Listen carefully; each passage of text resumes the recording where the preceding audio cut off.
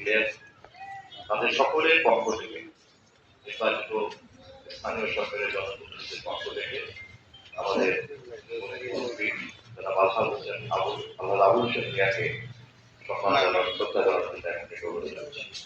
সকল নির্বাচিত জনপ্রতিনিধিদের পক্ষ থেকে